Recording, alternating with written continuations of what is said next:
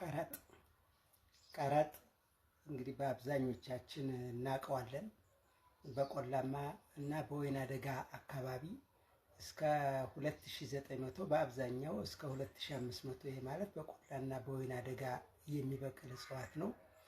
ቀረጥ የቁጥቋጦ ሲሆን ቅርንጫፋማ የሆነ እና ጠንካራ ግንድ ያለው ነው። ቀረጥ በኤሽያ፣ በኢትዮጵያ እና በአብዛኛው በምስራቅ አፍሪካ አገሮች እና እስከ ኤሽያ ድረስም ይበቅላል። ቀረጥ በጣም የሚታወቅበት የኢሰንሻል ኦይልስ አለው በውስጡ ኢሰንሻል ዘይት የሚባለው። እንደገና ደግሞ ለሽቶም የሚውል ነው። ግንዱ፣ ስሩ፣ ቅጠሉ ለሽቶ ይውላል። እንዲሁም የሰንደል እንጨትንም ይተካል። ስለዚህ የሰንደልም ከቀረጥ እንጨት ይሰራል ማለት ነው። በአብዛኛው ግን ኢትዮጵያ ውስጥ የሚውለው ለመድኃኒትነት ነው። ፍሬው አልፎ አልፎ አንዳንድ አካባቢዎች ልጆች እንደሚበሉት ይነገራል። በእርግጥ እኔ ቀረጥን አውቀዋለሁ፣ ያው አልበላሁትም፣ ግን እንደሚበላ ጽሑፎች ይመሰክራሉ። ስሩ ተቀቅሎ ውሃው ለወለደች ሴት ይሰጣል። ይሄ ማለት ብዙ ደም እንዳይፈሳት።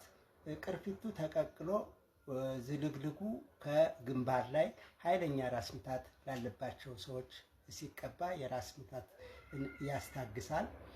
የተሰበረ አጥንት ለመጠገን፣ የተዛባ አጥንትንም እንደዚሁ ወደ ነበረበት ለማስገባት፣ ለቁስልም ይውላል።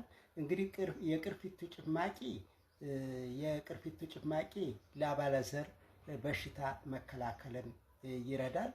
ቅጠሉ፣ ስሩና እንደዚሁ ተቀጥቅጦ ግንዱ ጭምር ደግሞ ለደም ተቅማጥም ያስታግሳል ማለት ነው።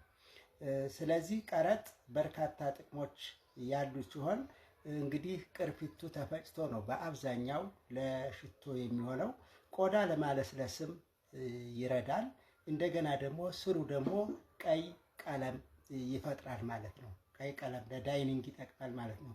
ቀረጥ እንግዲህ ለስሩ ለተለያዩ ቅርጫት፣ እነዚህ የተለያዩ ከስፌት የሚሰሩ ስፌት የሚመስሉ ቅርጫቶችን ለመስራትም ያገለግላል።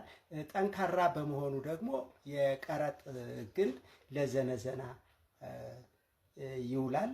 እንደዚሁ ለሙቀጫ፣ ለቡና ሙቀጫም ይውላል። እንግዲህ በርካታ ጥቅም ስላለው ቀረጥ በኢትዮጵያ በጣም እየጠፋ ያለና አሁን በጥቂት ቦታዎች አካባቢ ብቻ የሚገኝ በመሆኑ ጥንቃቄ ልናደርግ ይገባል። ዋናው ነገር ግን ከላይ የጠቀስኳቸው በተለይ የአባለዘር በሽታ ላይ፣ ለተቅማጥ በሽታ እንደዚሁም ደግሞ ለሽቶ የሚያገለግላቸውን እንግዲህ በጥናት አረጋግጦ ውጤት ላይ ማስቀመጥ ተገቢ ይመስለኛል። በዚህ ሙያ የምትሰሩ ሰዎች ቀረጥን እንግዲህ ብትጠቀሙበት ይጠቅማችኋል እላለሁ።